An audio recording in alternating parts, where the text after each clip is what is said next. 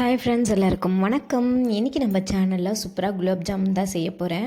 என்கிட்ட 1.5 கப் அளவுக்கு இந்த டம்ளரில் மாவு இருந்தது.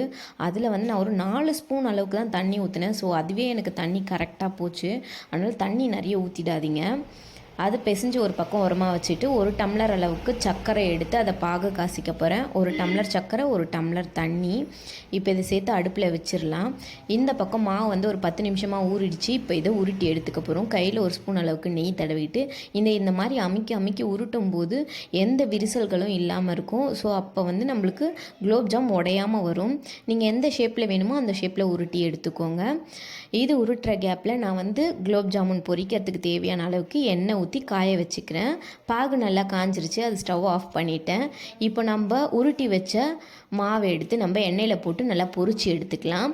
பொரிச்ச குலோப் ஜாமுன் எடுத்து இந்த பாகு சூப்பராக சாப்பிடலாம்.